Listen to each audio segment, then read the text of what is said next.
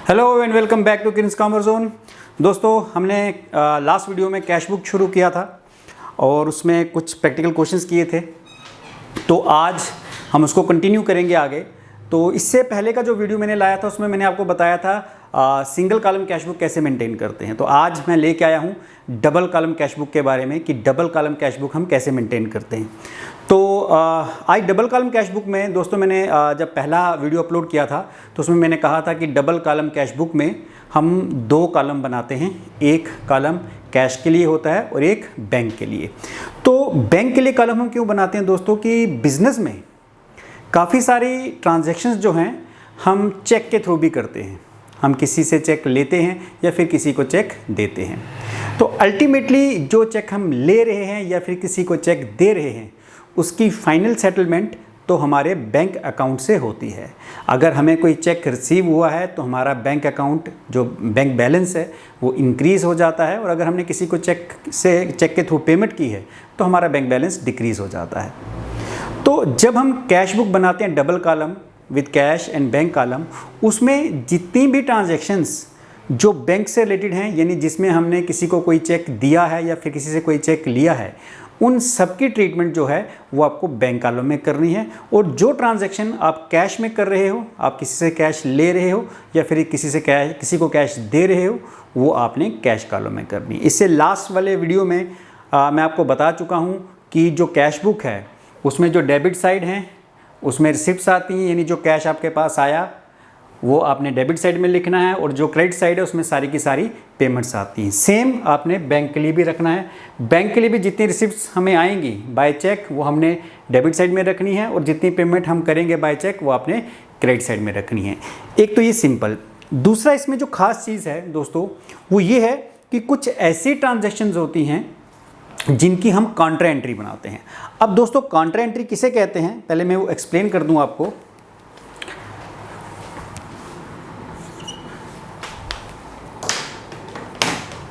दोस्तों counter entry का मतलब होता है वो एंट्री, काउंटर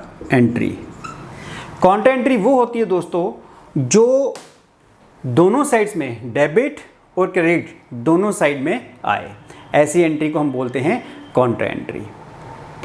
अब देखो दोस्तों, अगर मैं सिंपल बात करूं कि मुझे कैश आया, मैं कैश कार्ड में लिखूंगा मैंने कैश से पेमेंट की, तो ये डेबिट साइड में कैश रिसिप्ट हुआ, वो डेबिट साइड में, और पेमेंट की तो क्रेडिट साइड में। इसी तरह बैंक का भी सेम है। अगर बैंक से मुझे कुछ पैसा आ रहा है यानी बाय मीन ऑफ चेक कोई मुझे पेमेंट कर रहा है तो मैं रिसिप्ट साइड में लिखूंगा, या अगर मैं किसी को बाय चेक पेमेंट कर रहा हूँ तो मैं क्रेडिट साइड में लिखूंगा। बेसिक रूल तो वही रहने हैं। सीखना हमें क्या है इसमें काउंटर एंट्री के बारे में कि ये काउंटर एंट्री क्या है। दोस्तों एक काउंटर एंट्री वो होती है जो दोनों साइड में आए, यानी डेबिट साइड में भी आए और क्रेडिट साइड में आए। तो ऐसी कौन सी एंट्री है जो कॉन्ट्रा होती है, यानी जो दोनों साइड्स में आती है? तो वो एंट्री है deposited cash into bank. Deposited cash into bank, मैंने बैंक में कैश जमा करवाया। अब अगर आप यहाँ पे नोटिस करोगे तो इस पर्टिकुलर ट्रांजैक्शन में कैश भी इन्वॉल्व है और बैंक भी इन्वॉल्व है, और हम जो कैश बुक बना रहे हैं ये डबल कॉलम है, यानी कैश और बैंक दोनों हैं। इट मीन्स ये एक ऐसी ट्रांजैक्शन है जो कैश और बैंक कॉलम में आएगी, और ये फिर दोनों साइड आएगी। अब बात करते हैं कि दोनों साइड कैसे आएगी। मान लो आपने 5,000 रुपया बैंक में जमा करवाया। आपने सिंपल ये देखना है कि कैश और बैंक इसमें रिसिप्ट कौन कर रहा है और पेमेंट कौन कर रहा है। सिंपल इतना देखना है। अगर एक रिसीव कर रहा है, सपोज बैंक रिसीव कर रहा है, इट मीन्स पेमेंट कहाँ से हो रही है, कैश से। और अगर कैश रिसिप्ट कर रहा है यानी कैश में हमारे पास कुछ आ रहा है, इट मीन्स पेमेंट कहाँ से हो रही है, बैंक से। अब अगर मैं इस पर्टिकुलर ट्रांजैक्शन की बात करूँ, डिपॉजिटेड कैश इनटू बैंक, मैंने बैंक में पैसा जमा करवाया, यहाँ पे रिसिप्ट कौन कर रहा है? सीधी सी बात है, अगर मैं बैंक में पैसा जमा करवा रहा हूँ तो बैंक रिसीवर है, यानी बैंक रिसिप्ट कर रहा है। और मैंने कहा था रिसिप्ट साइड ये है डेबिट साइड, और पेमेंट साइड आपकी ये है यानी क्रेडिट साइड।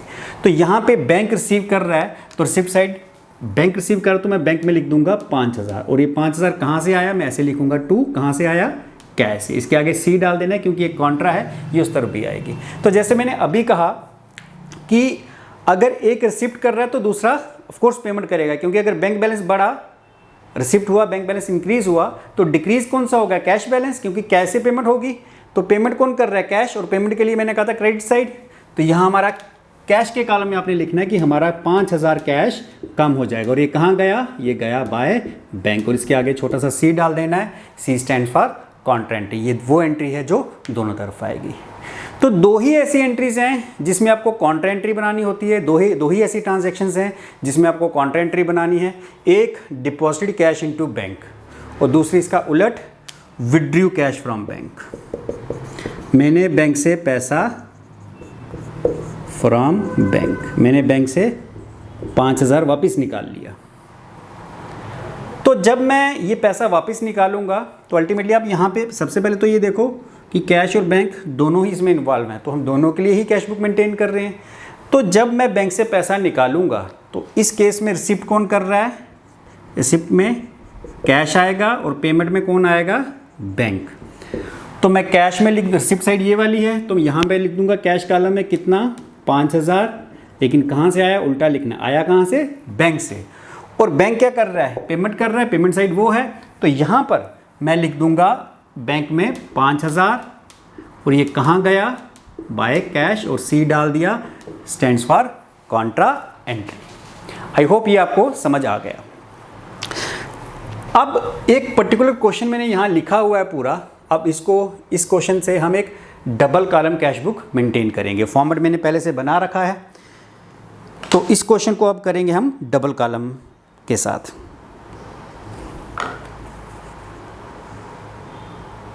चलिए दोस्तों, ये जो मैंने लिखा है पहले मैं मिटा देता हूं इसको।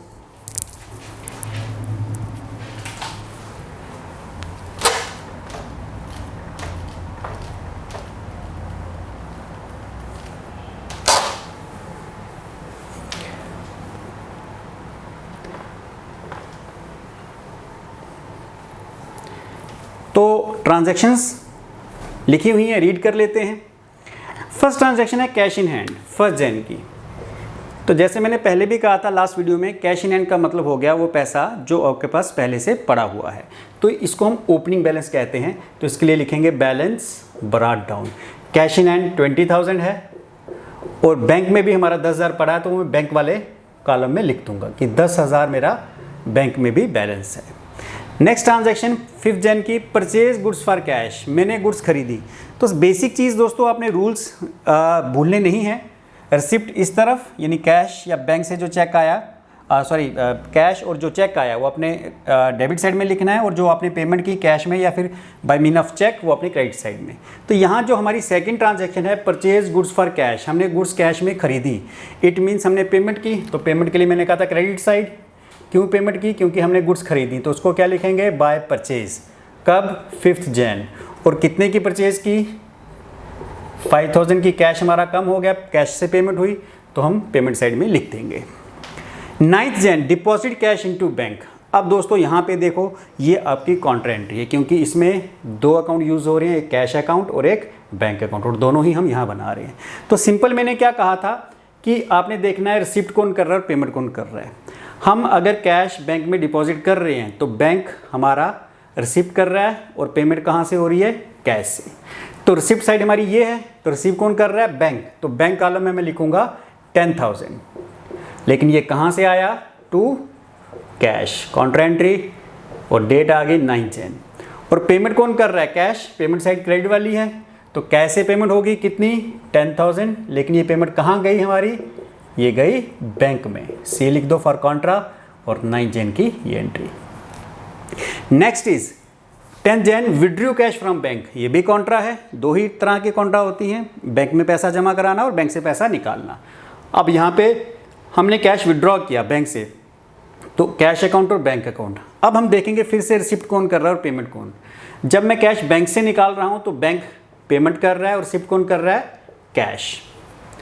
तो रिसिप्ट कैश कर रहा है, रिसिप्ट साइड ये है, तो कैश में हम लिख देंगे कितना पैसा निकाला बैंक से? 20,000।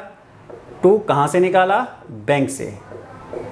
और डेट आ गई 10 जन। और पेमेंट कौन कर रहा है? P for payment, bank payment कर रहा है, पेमेंट साइड ये है, तो मैं इस तरफ लिख दूंगा 20,000 बैंक पेमेंट कर रहा है कहाँ, हमारे कैश में, यानी हमारी कैश बैलेंस इंक्रीज हो रहा है क्योंकि बैंक से हम 20,000 रुपया विड्रॉ कर रहे हैं। नेक्स्ट आगे 15 जन की ट्रांजैक्शन, रिसीव चेक फ्रॉम शाम, मुझे शाम से चेक मिला, तो क्योंकि रिसिप्ट है तो मैं यहाँ पे लिखूँगा किससे मिला, शाम से। अब क्योंकि दोस्तों ये चेक है तो चेक मैंने कहा था कि आपको हमेशा बैंक वाले कॉलम में ही लिखना है, तो मैं यहाँ लिख दूँगा 10,000। नेक्स्ट इज़ रिसीव्ड कमीशन, मुझे कमीशन भी मिली, रिसिप्ट तो सारी यहीं पे आएंगी टू कमीशन, लेकिन यहाँ पे ऐसा कहीं मेंशन नहीं है कि कैसे है या चेक से, तो इसको हम कैश ही मानेंगे, तो हम इसको यहाँ पे लिख देंगे। चेक में बैंक में आपने तभी लिखना है जब लिखा हो कि चेक के थ्रू हमें कोई रिसिप्ट हुई है। Next is receive cheque from Mohan. अब दोस्तों ये ट्रांजैक्शन ज़रा ध्यान से समझो, रिसीव चेक फ्रॉम मोहन और 5 जन को 25 जन को लिखा है Mohan cheque deposit into bank. हमें 23 जून को मोहन का चेक मिला, लेकिन हमने उसको डिपॉजिट कराया 25 जन को, इसका मतलब 23 जन को हमने चेक डिपॉजिट नहीं करवाया। इसकी दो तरह की ट्रीटमेंट है, पहली ये कि 23 तारीख की आप ट्रांजैक्शन रिकॉर्ड कर लो, लेकिन चेक जो मिला है आपने कैश कॉलम में शो करना है, इसलिए कि आपने अभी वो डिपॉजिट नहीं किया, और फिर जब 25 जन की आप ट्रांजैक्शन करोगे तो उसकी काउंटर एंट्री बना लो। लेकिन थोड़ा कंफ्यूजिंग है, तो इस केस में आप ऐसा कर सकते हो कि जब आपको आज कोई चेक मिले और आप 2 दिन के बाद या फिर 1 दिन के बाद बैंक में डिपॉजिट कर रहे हो, तो जिस दिन वो चेक मिला उस दिन की ट्रांजैक्शन आप रिकॉर्ड ही मत करो। हम सीधी रिकॉर्ड करेंगे 25 जन की कि मोहन का चेक हमने बैंक में जमा करवाया, तो बैंक में हमारे पास पैसा आया टू मोहन से जो चेक आया था अब हमने बैंक में जमा करवाया कब, 25 जन को। और कितने का चेक था ये ऊपर देख लो, कई बार अमाउंट नहीं दिया होता तो कन्फ्यूजन हो जाता है कि इसका अमाउंट दिया नहीं है, जबकि अमाउंट ये ऊपर दे रखा है कि ये ही मोहन का चेक हमने 25 को बैंक में जमा करवाया, तो बैंक बैलेंस हमारा इंक्रीज हो गया, रिसिप्ट है तो यहाँ लिख देंगे। अच्छा, नेक्स्ट इज चेक ऑफ शाम डिसऑनर्ड। देखिए दोस्तों, हमें ये 15 जन को शाम का चेक मिला था, लेकिन 28 जन को बोल रहा है कि जो शाम ने हमें चेक दिया था वो डिसऑनर्ड हो गया। डिसऑनर्ड का मतलब होता है कि जो चेक ऑनर्ड नहीं हुआ, मतलब जो चेक वो जो पैसा था, वो जो चेक था हमारे अकाउंट में नहीं आया। कई बार ऐसा होता है कि कोई हमें चेक देता है और जब हम बैंक से पैसा लेने जाते हैं तो पता चलता है कि उसके अकाउंट में तो बैलेंस ही नहीं है, तो उसको बोलते हैं डिसऑनर्ड होना। तो जब भी कोई डिसऑनर्ड की आपको ट्रांजैक्शन दिखे तो आपने एक रिवर्स एंट्री पास करनी है। रिवर्स एंट्री पास करने का मतलब कि आपको जो शाम से चेक मिला था यहाँ पे वो आपने रिसिप्ट साइड में लिखा था, लेकिन जब वो डिसऑनर्ड हो गया इसका मतलब आपका बैंक बैलेंस तो बढ़ा ही नहीं, वो तो डिसऑनर्ड हो गया, तो आपको उसको क्रेडिट साइड में लिखना है। तो मैं इसको क्रेडिट साइड में लिख दूंगा। तो शाम का चेक कब डिसऑनर्ड हो गया, 28 को, ये आपको याद रखना है। बाय शाम, और चेक का अमाउंट यहाँ नहीं लिखा, तो जितना चेक था जितने का वो आप ऊपर देख लो। तो शाम का चेक था 10,000 का, वो मैं यहाँ लिख दूंगा क्योंकि मेरा 10,000 फिर से बैलेंस मैंने इंक्रीज़ किया था, लेकिन अल्टीमेटली मेरे अकाउंट में तो वो चेक डिपॉजिट हुआ नहीं, तो अल्टीमेटली मेरा बैलेंस फिर से 10,000 कम हो जाएगा। Next is paid salary by cheque. हमने सैलरी चेक से पे की 29 जन बाय सैलरी, क्योंकि चेक से पे की है तो बैंक कॉलम में लिखेंगे 20,000। Next is withdraw cash for personal use. अब दोस्तों ड्राइंग्स दो तरह की हैं, एक मैंने यहाँ पे लिखी थी विड्रॉ कैश फ्रॉम बैंक, एक मैंने लास्ट में लिखी है withdraw cash for personal use. ये जो विड्रॉ कैश फ्रॉम बैंक है ये मतलब हो गया कि आपने अपने ऑफिस यूज़ के लिए पैसा निकाला है, लेकिन जब हम कोई पर्सनल यूज़ के लिए पैसा निकालते हैं, चाहे वो कैश से विड्रॉ करें या हमारे बैंक अकाउंट से, उसकी कॉन्ट्रा नहीं बनती। तो यहाँ पे लिखा है withdraw cash for personal use, हमने पर्सनल यूज़ के लिए पैसा निकाला, वो सिंपल हम उसको लिखेंगे बाय ड्राइंग्स। हमने ड्राइंग्स की, और कहाँ से की, लिखा है कैश से, तो अगर कैश से की तो हमारा कैश बैलेंस बिजनेस का जो है वो कम हो जाएगा। अब आप ये नहीं सोचोगे कि पैसा निकाला तो हमारे पास बैलेंस बढ़ा, हमने बिजनेस के पॉइंट ऑफ व्यू से देखना है कि अगर हम पर्सनल यूज़ के लिए बिजनेस से पैसा निकाल रहे हैं तो बिजनेस में हमारा कैश बैलेंस जो है वो कम हो रहा है, क्योंकि हम अपना पर्सनल अकाउंट नहीं बना रहे, हम तो cash account business cash book जो है वो बिजनेस की बना रहे हैं, तो बिजनेस का जो 10,000 बैलेंस है वो कम हुआ। तो ये डेट है 30 जन की।